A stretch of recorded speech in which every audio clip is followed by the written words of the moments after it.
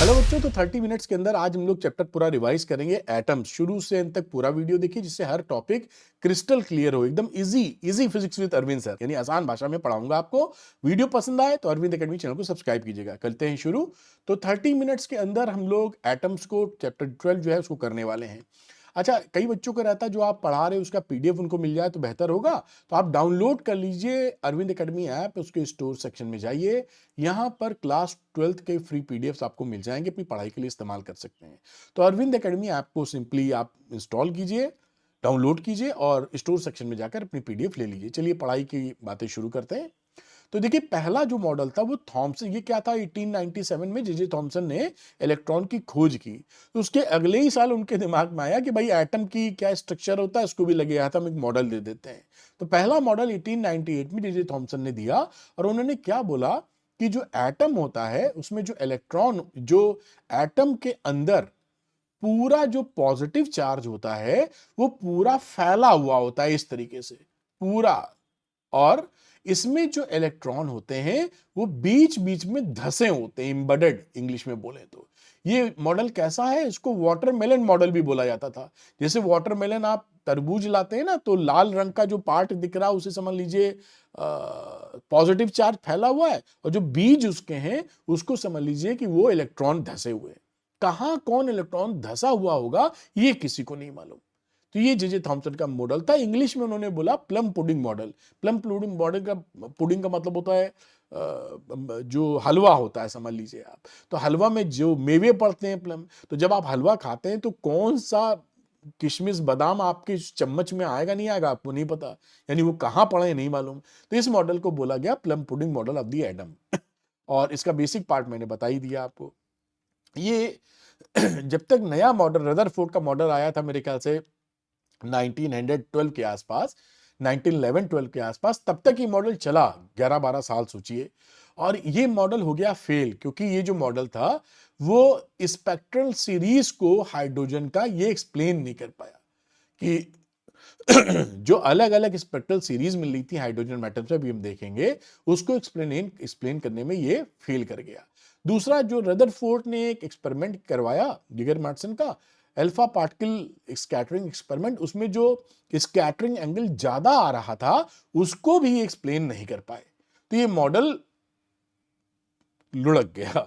फिर रदरफोर्ड का मॉडल चला। आइए देखते हैं कि जो 1911 में अल्फा स्कैटरिंग एक्सपेरिमेंट था वो कैसा, क्या निकाल के उसने दिया। इंपॉर्टेंट ये एक्सपेरिमेंट था जिसकी बेसिस पे थॉमसन साहब का फेल किया। तो ये बेसिकली क्या करते हैं, यहाँ पर एक ये जो रेडियो एक्टिव मटेरियल लेते हैं जो कि अल्फा पार्टिकल एमिट कर सकता है, और बिस्मिथ का ये बॉक्स होता है जो कि उनके रेडिएशन को एब्जॉर्ब कर ले, वरना ये हानिकारक होता है रेडियो एक्टिव मटेरियल। और इसको बीम बनाई गई, कोलियोमीटर जो लिखा है इसका काम होता है बीम बनाना। जैसे कोई चीज इधर उधर भाग रही है, आप इसने लगा दिया इसी के हिसाब से, तो वो इसको एक बीम की तरह बना देता है, सबको एक तरफ बीमिंग कर देता है। और उसके बाद गोल्ड फॉयल पर इसको हिट कराएगा। गोल्ड फॉयल को हम पतले से पतला उसकी फॉयल बना सकते हैं ना, थिन शीट, इसलिए गोल्ड लिया गया था। उसके बाद यहां पर इस पूरे कहानी को हमने ग्लास चैम्बर में लिया जिसमें वैक्यूम था, मतलब अंदर कुछ नहीं था, क्योंकि एयर के मॉलिक्यूल से ये अल्फा पार्टिकल लड़े नहीं, इसलिए हमने निकाल लिया और एक माइक्रोस्कोप रखा। और इसके अंदर वाली जो सरफेस थी पूरी ग्लास स्लैब पे, हमने जिंक सल्फाइड की लेप लगा दिया, कोटिंग। क्यों? जिससे कि जब ये अल्फा पार्टिकल इससे टकराए तो वो फ्लैशेस मिले, जिसे बोलते हैं जुगनू, फायर फ्लाई जिसे इंग्लिश में बोलते हो, जुगनू की तरह चमके। तो जब वो चमकेगा तो हम ये माइक्रोस्कोप रोटेट कर ऐसे घूम सकता है, तो घुमा के हम गिन लेंगे कि कितने कितने फ्लैशेस हमको मिले और इससे कितनी एंगल पे मिले। तो हमको थीटा भी पता चल जाएगा, एन भी पता चल जाएगा। यही चीज इसमें पता की गई। यहां से आपने अल्फा पार्टिकल हिट कराए, गोल्ड फॉइल पर पड़े, और पड़ने के बाद कहां पर, यानी थीटा कहां पर, कितने अल्फा पार्टिकल आपको मिले, यानी थीटा और एन, इन दोनों को रिकॉर्ड किया गया डाटा के तौर पे। अब रिकॉर्ड करके फिर उन्होंने ग्राफ बनाया, जो ग्राफ मैं आपको दिखाऊंगा। मैं आपको अल्फा पार्टिकल के बारे में बताना चाहता हूं, कई बार बच्चे कंफ्यूज हो जाते हैं। तो जो अल्फा पार्टिकल होता है उसका जो मास होता है वो प्रोटॉन के 4 गुना मास के बराबर होता है, और जो चार्ज होता है अल्फा पार्टिकल पर वो प्रोटॉन के डबल मास के बराबर होता है। तो +2e हो गया चार्ज और 4 mp हो गया mass of the alpha particle. ये उसका ग्राफ कह लीजिए है। ग्राफ की दो बातें मैंने बोली थी, एन पता करना और थीटा। यही बात, ये देखिए थीटा इधर है और उस थीटा के लिए एन इधर प्लॉट किया गया। इस तरह से प्लॉटिंग की गई। अब इस प्लॉट को जब स्टडी किया गया तो कई इंपॉर्टेंट चीजें आपको दिखी कि ये देखिए जो डिफ्लेक्टिंग एंगल बहुत कम है, ऐसे जाओगे तो बढ़ेगा, मतलब जो बहुत कम डिफ्लेक्शन मिला वो अधिकतर लोग, देखिए कितने ज्यादा यहाँ पे नंबर्स हैं, तो अधिकतर alpha particle undeviated gold foil को पार कर गए, सीधे गए, लगभग सीधे चले गए, बहुत छोटा एंगल रहा। फिर उसके बाद करीबन हमने 90 के आसपास देखा कि 90 स्कैटरिंग एंगल किनका मिल रहा है। तो हमने देखा कि 8000 में कोई एक ऐसा पार्टिकल मिल रहा है जिसका 90 डिग्री एंगल हो, मतलब ऐसे जा रहा हो और गोल्ड फॉइल पे हिट करके वो ऐसे चला गया हो। ये एंगल की बात हो रही है 90। कितना? 8000 में कोई एक, बहुत ज्यादा कम। उसके बाद हमने देखा कि क्या कोई ऐसा भी है जो सीधे जा रहा हो और टकरा के बैरिंग यानी स्कैटरिंग एंगल 180 डिग्री इधर गया और पलट के इधर गया, ऐसा भी कोई है? तो ओकेजनली हमको मिला, मतलब 8000 है तो वो और कम मिला, लेकिन मिला हमको ऐसे कुछ पार्टिकल्स मिले जो सीधे जाकर उसी रास्ते से वापस रिवर्स गियर लगा दें, यानी थीटा 180 डिग्री हो जाए। तो ये ऑब्जर्वेशन रहा इस अल्फा पार्टिकल स्कैटरिंग एक्सपेरिमेंट का। उसके बेसिस पे जो कंक्लूड किया गया, जो फैक्ट रखे गए, पहला ये रखा गया कि क्योंकि अधिकतर पार्टिकल सीधे निकल गए थे, इसका मतलब है कि एटम के अंदर अधिकतर स्पेस एम्प्टी है या खाली है। भाई खाली होगा तभी तो बिना टकराए निकल गए, क्योंकि जो एटम में जगह है तभी तो निकले। दूसरा उन्होंने बोला कि भाई यहां पर जो 90 डिग्री का आपको एंगल मिल रहा है उसका रीजन क्या है? उन्होंने बोला कि भाई इस एटम का जो मास है और इसका जो पॉजिटिव चार्ज है वो पूरे का पूरा सेंटर पर कहीं केंद्रित है, लगभग 99.99% मास और इसका पॉजिटिव चार्ज, जिसकी वजह से हमको ज्यादा डिफ्लेक्टिंग एंगल 90 डिग्री या 180 डिग्री मिला है। क्योंकि 90 180 का मतलब होता है कि भाई ऐसे मुड़ जाए या वापस ऐसे जा रहे हैं तो ऐसे ही लौट आए। ये तो किसी अल्फा पार्टिकल पॉजिटिव चार्ज होता है, किसी पॉजिटिव चार्ज से टकरा के ही तो भयानक तरीके से मुड़ेगा। तो उन्होंने कहा कि भाई इस एटम के अंदर इसके सेंटर पर इसका लगभग पूरा मास और पूरा पॉजिटिव चार्ज है, और इस सेंटर के जो पॉजिटिव चार्ज है उतने ही इलेक्ट्रॉन इसके सराउंडिंग में है जो इसका चक्कर लगा रहे हैं। इसलिए एज ए होल ये इलेक्ट्रिकली न्यूट्रल है, जितने पॉजिटिव उतने ही नेगेटिव। ये रदरफोर्ड ने पूरी कहानी रख दी। अभी मॉडल भी समझेंगे, इसी बेसिस पे मॉडल सामने वो रख देते हैं। अब यहां आता है डिस्टेंस ऑफ क्लोजेस्ट अप्रोच। ये बड़ी इंपॉर्टेंट टॉपिक है आपके एग्जाम के लिए। इसका डेरिवेशन न्यूमेरिकल कुछ भी आ सकता है। क्या होता है भाई, ये देखिए यहां से अल्फा पार्टिकल जो कि पॉजिटिव पार्टिकल था, न्यूक्लियस भी पॉजिटिव होता है, जब आप फेंकेंगे तो यहां तक आते आते उसकी पूरी काइनेटिक एनर्जी यहां पर पोटेंशियल एनर्जी में कन्वर्ट हो जाए, एक क्षण के लिए रुकेगा फिर वापस करेगा। तो जहां करीब से करीब जहां तक पहुंचा, इनके बीच की दूरी R0, इसी को हम बोलते हैं डिस्टेंस ऑफ क्लोजेस्ट अप्रोच। भाई ऐसा तो है नहीं पॉजिटिव जाके ठुक जाए, जैसे स्कूटी किसी से ठुक जाती साइकिल वाले से, ऐसा नहीं है। फिजिकल टक्कर नहीं है, फिजिकल कोलिजन नहीं है भाई। वो पॉजिटिव पॉजिटिव घुस तो जाएंगे नहीं, तो वो जहां तक जा पाया गया, फिर वो लौटा या मुड़ गया। तो वहां इसे ही बोलते हैं डिस्टेंस ऑफ क्लोजेस्ट अप्रोच। और इसका अल्फा पार्टिकल के लिए ये एक फॉर्मूला मैंने लिख दिया, 4k(Z)² mv²। इसको याद कर लीजिए चाहे, वरना आप एनर्जी कंजर्वेशन से आप यहां पर इसको निकालते रहते हैं कि जितनी k½ mv² को potential energy between the nucleus and this particle equate करके निकाल लेते हैं। लेकिन कुल मिल अच्छा, इसी से ये पता किया गया कि जो न्यूक्लियर साइज है वो 10⁻⁻15 मीटर का है, क्योंकि ये जहां तक गया करीब से करीब उससे छोटा ही न्यूक्लियस होगा, क्योंकि न्यूक्लियस में घुस तो जाएगा नहीं वो, अभी न्यूक्लियर फ्यूजन तो करा नहीं रहे हम लोग। तो इसका मतलब है कि न्यूक्लियर साइज उससे छोटा होगा। तो इससे एस्टिमेट कर लिया गया कि जो न्यूक्लियस का साइज है वो 1 फर्मी मीटर या 10⁻⁻15 मीटर के बराबर है। ये न्यूक्लियस का साइज होता है। और अगर एटम का साइज बोले तो 10⁻⁻10 मीटर होता है कुल मिला के ये एटम का। आप देखिए एटम से न्यूक्लियस कितना कम होता है। अगर आप जिस क्लासरूम में पढ़ते हैं उतना बड़ा अगर एक एटम है तो पेन की टिप आपकी बात करें वो उसका न्यूक्लियस है, इतना छोटा होता है। खैर आगे बढ़ते हैं। अब आता है इस पे सवाल, आपके जो ऑफिशियल सैंपल पेपर 2025-26 का रिलीज किया गया उसमें इसके सवाल भी है। Impact parameter. अब ये जो इम्पैक्ट पैरामीटर होता है ये होता क्या चीज है? ये होता है कि जो न्यूक्लियस है इसकी एक्सेस सेंटर से खींच दीजिए हॉरिजॉन्टल एक्सेस, तो जो अल्फा पार्टिकल आ रहा है उसका वेलोसिटी वेक्टर का perpendicular distance from this axis is known as a impact parameter. जब ये अल्फा पार्टिकल इसके न्यूक्लियस से सफिशिएंटली दूर हो, वरना तो ये घूम ही जाएगा, तो इतनी दूरी हो कि इसके ऊपर रिपल्शन वाला फोर्स ना लग रहा हो, बहुत माइनर हो, तब जो इस एक्सेस से जो परपेंडिकुलर डिस्टेंस है वेलोसिटी वेक्टर का, इसे बोलते हैं इंपैक्ट पैरामीटर। इंपैक्ट पैरामीटर से हम क्या पता कर लेते हैं कि भाई शेप ऑफ ट्रेजेक्टरी क्या होने वाली है अल्फा पार्टिकल की, किस तरह से किस रास्ते को ये पकड़ेगा। अब इंपैक्ट पैरामीटर अगर लार्ज है, लार्ज होने का क्या मतलब है? ये पार्टिकल काफी दूर से जा रहा है, तो अब हम जान ही रहे हैं कि अगर बी हाई है तो इसमें रिपल्शन कम लगेगा क्योंकि दूरी है, तो ये लगभग अनडिफ्लेक्टेड होगा, नो डिफ्लेक्शन। अगर बी कम है, कम होने का मतलब नजदीक है, तो भैया ज्यादा डिफ्लेक्शन आपको मिलेगा क्योंकि पॉजिटिव पॉजिटिव तो रिपल तगड़ा करते हैं, ये पॉजिटिव था, अल्फा पार्टिकल भी पॉजिटिव, तो हाई डिफ्लेक्शन।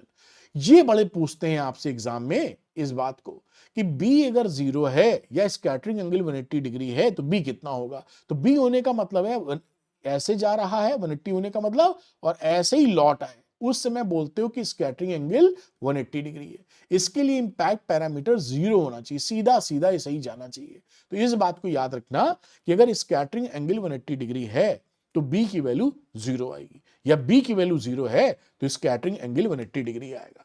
अब रदरफोर्ड ने पूरी जो रामायण थी उसको 4 पार्ट में यहां आप देखेंगे कंक्लूड कर दिया। Rutherford model of an atom जिसे बोलते हैं।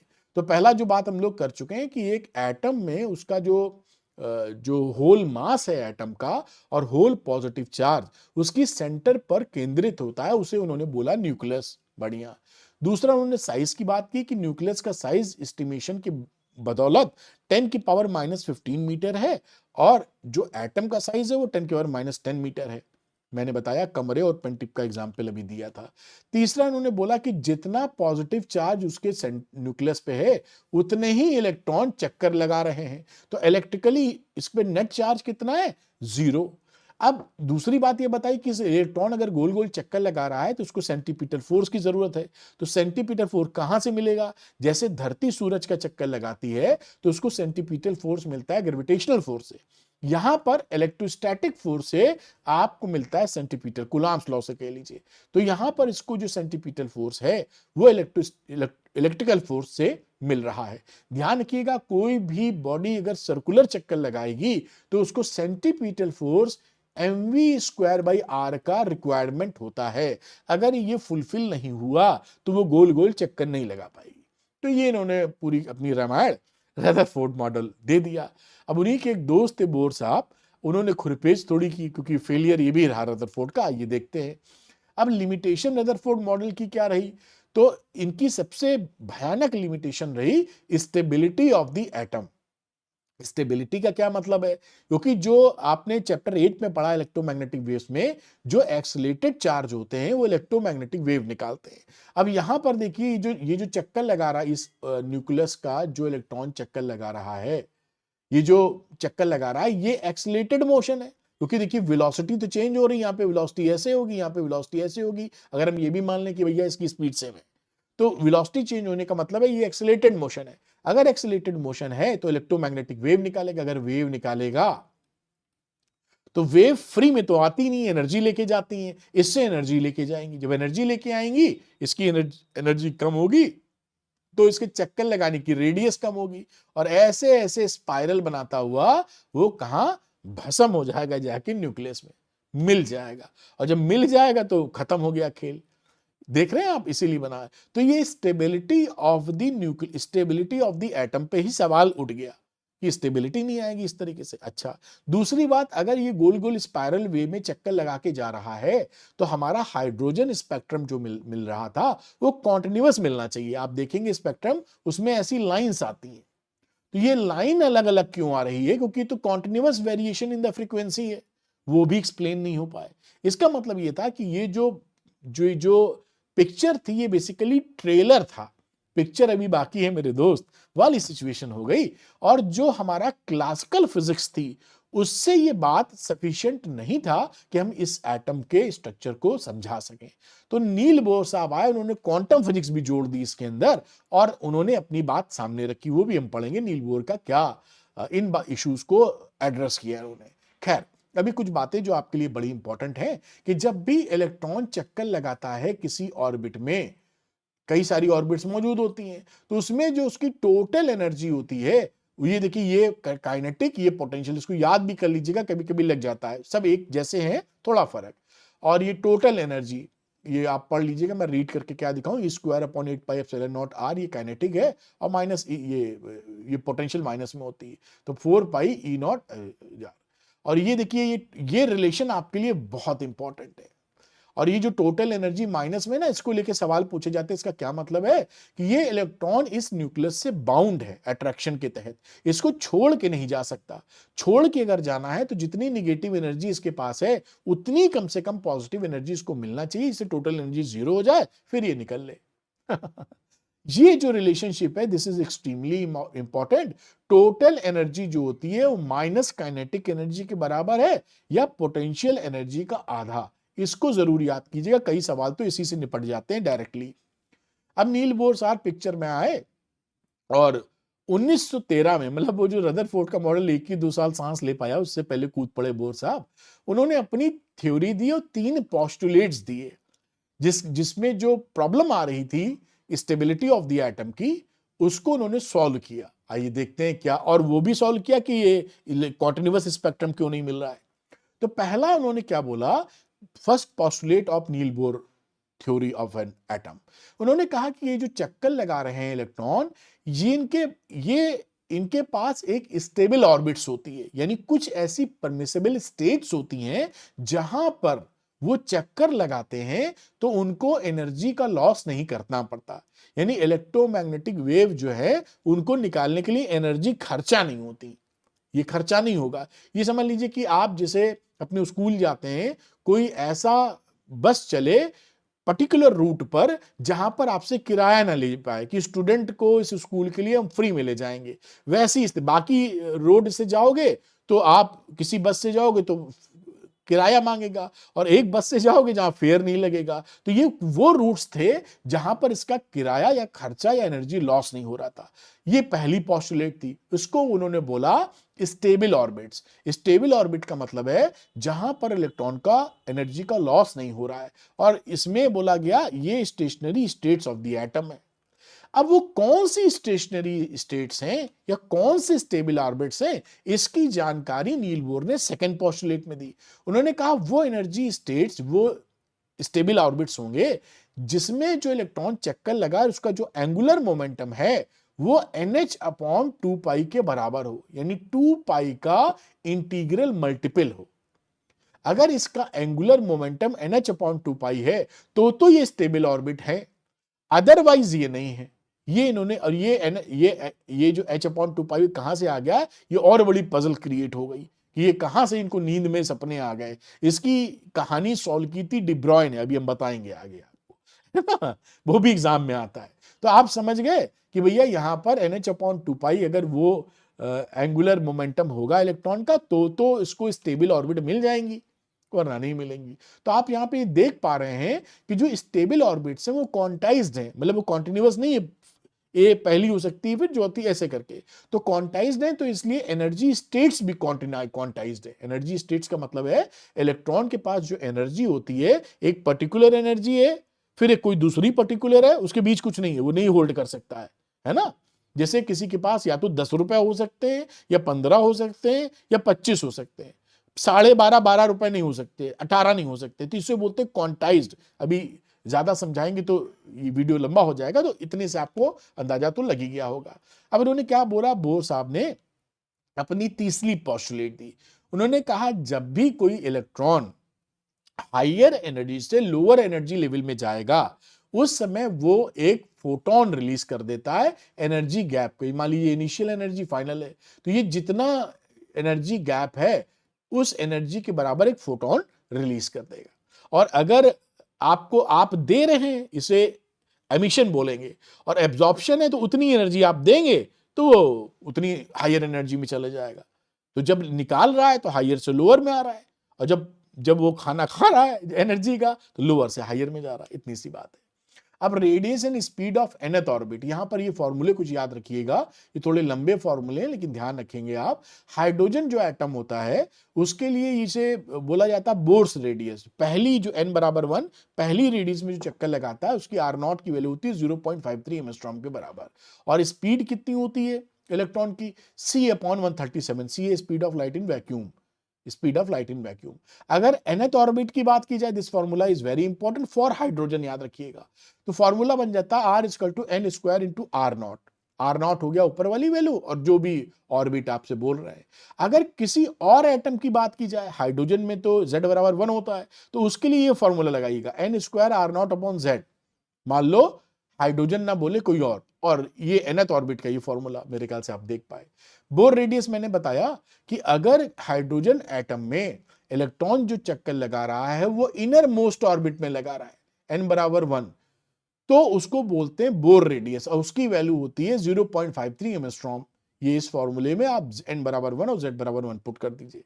अब ये फॉर्मूला बड़ा इंपॉर्टेंट एग्जाम में आता है, ये हाइड्रोजन के लिए एप्लीकेबल है केवल, और बाकी के नीचे जेड हमने अभी पिछली वाली स्लाइड में दिखाया था, n² इंटू R0। अगर थर्ड ऑर्बिट की बात करेंगे तो n की वैल्यू 3 पुट करना तो 9 आ जाएगी, 3 का स्क्वायर।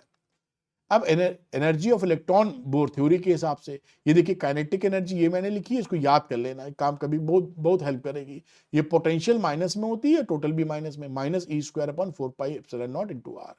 और ये रिलेशन मैंने अभी आपको दिखाया था, E बराबर -k/2u/2। और जो एनर्जी की बात करें, टोटल एनर्जी की, hydrogen atom -13.6/n² electron volt, इसको भी याद रखिए, बड़ा काम करेगा। अब स्पेक्ट्रल लाइंस है कुछ। स्पेक्ट्रल लाइंस का मतलब है कि भाई मान लीजिए एक इलेक्ट्रॉन जो ट्रांजिशन कर रहा है एक पर्टिकुलर एनर्जी से लेकर दूसरी एनर्जी लेवल में, तो वो जो एमिशन करता है वो उसकी बेसिस पर कुछ सीरीज बनाई गई हैं, उसी सीरीज को हम बोलते हैं spectral lines of hydrogen atom. आइए देखते हैं। तो यहां पर ये फॉर्मूला होता है वेव नंबर या 1/λ = रेडबर्ग कांस्टेंट, और 1/nf का, f का मतलब फाइनल और I का मतलब इनिशियल। यानी इनिशियल किस ऑर्बिट में था? मान लीजिए इनिशियल था 3 में, तो ni की वैल्यू आप ले लोगे 3, और उसने जंप किया है पहले में तो nf की वैल्यू 1 हो गई, यानी 3 से 1 में आया है, ये मतलब है। तो ये इस फॉर्मूले से आप निकालते हैं। रेडबर्ग कांस्टेंट याद रखिए 1.09 इंटू 10⁻⁷ पर मीटर। उम्मीद है समझे। उसके नाम पे कुछ नामकरण कर दिए गए सीरीज के। अगर कोई इलेक्ट्रॉन जंप कर रहा है 1 में, 1 से ज्यादा से, यानी 2 से 3 से 4 से जंप करे 1 में, तो उस सीरीज को बोलते हैं लेमन सीरीज। ये देखिए यहां 1 पहले से पुट कर दिया, एनएफ की वैल्यू 1, और ni उससे बड़ा होना चाहिए, पीछे से नहीं आए, 2 3 4 5 कहीं से आ रहा हो। तो ये लेमन सीरीज है, ये यूवी रीजन को बिलोंग करती है। दूसरी होती है बामर सीरीज, ये इंपॉर्टेंट है क्योंकि ये विजिबल रेंज में बिलोंग करती है। यहां फाइनल जो ऑर्बिट है वो 2 होना चाहिए, और कहां से जंप करेगा? उससे ऊपर से, तो 3 4 5 6 से जंप करेगा तो 2, ये विजिबल रीजन में लाई करता है। फिर पाश्चन, अगर वो तीसरे में फाइनली जंप कर रहा है तो ये पाश्चन सीरीज है, इंफ्रारेड में, बाकी सारी इंफ्रारेड में। ब्रैकेट में अगर वो एनएफ बराबर 4 में जा रहा है तो इंफ्रारेड में ब्रैकेट है। फिर फंड पी साइलेंट है, फंड सीरीज, वो एनएफ बराबर 5 में आ रहा है, यानी 6 7 8 9 से जंप करके 5 में आ रहा है, तो ये इंफ्रारेड रीजन में लेमडा निकाल सकते हैं, वन सीरीज हो गई। अब ये कुछ इंपॉर्टेंट न्यूमेरिकल के लिए मैंने कहा जब रिवीजन हो ही रहा तो थोड़ी मेहनत हम और आप दोनों कर लें। कभी कभी आपसे पूछते हैं शॉर्टेस्ट लेमडा बताइए, ये देखिए मैंने लिखा है। तो शॉर्टेस्ट लेमडा का मतलब होता है highest energy, shortest lambda highest energy. तो आप क्या करेंगे, ni की वैल्यू इंफिनिटी लेंगे, और फिर nf तो दिया होगा कि भाई किस सीरीज का या कहां जाना है। जैसे बामर सीरीज की बात करें शॉर्टेस्ट लेमडा के लिए, तो बामर का मतलब होता है सेकंड सीरीज nf बराबर 2 होना चाहिए। तो ni कितना है? ni इंफिनिटी है। तो आपको यहां पर शॉर्टेस्ट लेमडा मिल जाएगा। शॉर्टेस्ट लेमडा मतलब हाईएस्ट एनर्जी। और लॉन्गेस्ट लेमडा बोले तो लॉन्गेस्ट लेमडा का मतलब है कि बाजू वाले से जंप कर रहा है, यानी अगर वो तीसरे में आ रहा है तो चौथे से आ रहा है, अगर दूसरे में आ रहा है तो तीसरे से आ रहा है +1, पांचवें में आ रहा है तो छठे से आ रहा है, ये मिल जाता है आपको लेमडा। तो ni इक्वल टू nf+1। तो ये बाकी सीरीज है वो आप डिटेल में पॉज करके पढ़ सकते हैं। तो ये longest shortest lambda and longest, ये आपसे बड़ा पूछा जाता है, इसलिए मैंने इसका जिक्र किया, इसको ध्यान से देख लेना बेहतर होगा। एटॉमिक स्पेक्ट्रा की बात करें एमिशन में, तो क्या होता है, व्हेन एन एटॉमिक गैस या वेपर एक्साइट किया जाता है लो प्रेशर पे, तो usually by passing an electric current, एक इलेक्ट्रिक करंट हम पास करते हैं किसी वेपर को या गैस में लो प्रेशर पे। Through it the emission radiation as a spectrum which contains certain specific wavelengths, यहां से कुछ एमिट होते हैं स्पेक्ट्रम, उसको देखा कैसे जाता है, हम क्या करते हैं कि एक डार्क बैकग्राउंड रखते हैं, ये काले रंग का, इसमें व्हाइट कलर की लाइनें आ जाती हैं। तो व्हाइट कलर की लाइन आ रही है, यानी कि लाइट कुछ एमिट की है, एमिशन स्पेक्ट्रम बोलते हैं इसे, जो हम ब्लैक पे व्हाइट से लेते हैं, लो प्रेशर पे एक्साइट कर रही है। ये देखिए, एक ये हाइड्रोजन की मैंने बना रखी है, लाइमन बामर, इस तरह की आपको फोटो दिखती है। अब दूसरा स्पेक्ट्रम होता है एब्जॉर्प्शन स्पेक्ट्रम।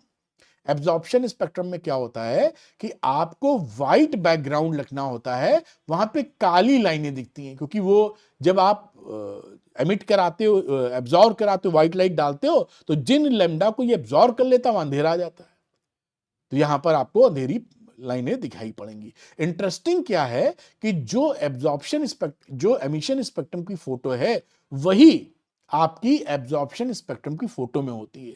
तो वहां ब्राइट थी, यहां डार्क, होती वही है। तो एमिशन और एब्जॉर्प्शन स्पेक्ट्रम दोनों सेम होते हैं।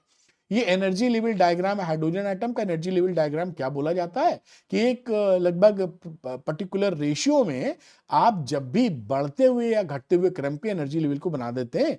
ये देखिए -13.6, n बराबर 1 पर है, ये n बराबर 2 पे -3.4, -1.4। तो ये it is a diagram in which the energies of the different energy states, ये पहली एनर्जी स्टेट स्टेशनरी, दूसरी, तीसरी पैरेलल लाइन से करते हो, तो इसे एनर्जी लेवल डायग्राम बोलते हैं। ये कुछ मैंने यहां लिख दिया है, 2 3 4 याद रहेंगे तो कई टिपिकल सवाल आएगा तो समय बचा पाएंगे आप। ये -13.6 n बराबर 1 की वैल्यू लिखी है, ये देखिए। फिर ये दूसरी एनर्जी स्टेट में गए तो -3.4 लिखिए। तो 2 3 याद कीजिए, क्योंकि एनर्जी डिफरेंस में कैलकुलेशन फिर नहीं करना पड़ता आपको, याद है, पटाख से लगाया इनका डिफरेंस तो देख लिया क्या है। फिर डिब्रॉय एक्सप्लेनेशन आता है, जो मैंने बताया था कि ये जो बोर साहब बता गए कि NH/2π एंगुलर मोमेंटम होगा, ये H/2π कहां से आया। तो जो डिब्रॉय ने क्या बताया, डिब्रॉय मैटर वेव्स की बात करते थे कि जो मैटर वेव है वो H/मोमेंटम के बराबर होती है। अगर कोई पार्टिकल मूव कर रहा है तो वो एक वेव प्रोड्यूस करता है, उसे बोलते हैं मैटर वेव्स। तो इन्होंने कहा ये भाई जो न्यूक्लियस का जो चक्कर लगा रहा है गोल गोल, इसके पास एक डेफिनेट पाथ है गोल गोल चक्कर लगाने का, तो ये स्टेशनरी वेव्स बना रहा है। अब स्टेशनरी वेव्स बना रहा है 1 लैम्डा, 2 लैम्डा, 3 लैम्डा, तो ये टोटल जो यहां पर इसके पास लेंथ है 2πr, इसकी सर्कमफ्रेंस, वो n लैम्डा के बराबर होगी, यानी लैम्डा के मल्टीपल। अगर लैम्डा के मल्टीपल पे बराबर नहीं हुआ, आधा पौन लैम्डा बना, तो ये सुपर इंपोज कर जाएंगी डिफरेंट वेव्स और एक दूसरे को किल कर देंगी। इसलिए जरूरी है कि 2πr की वैल्यू n लैम्डा के बराबर हो, जिससे ये सुपर इंपोज ना करें और सब जिंदा रहें। अब ये लैम्डा निकालो, जो डिब्रॉय था H/P आता है, H/mvn आ गया, मोमेंटम मतलब mv, इसी को हम लेमडा की जगह वैल्यू पुट कर दीजिए, तो 2πrn ये n और लेमडा H/mvn आ गया, डिब्रॉय की हाइपोथेसिस रखी। अब यहां से ये mv को इसके साथ ले गए और 2π को नीचे, तो mvrn क्या होता है, एंगुलर मोमेंटम, और ये nh/2π आ गया। तो इन्होंने जो पजल थी नील्स बोर की, H/2π कहां से टपका दिए हैं, वो डिब्रॉय ने सॉल्व किया, और ये that is very important for your exam.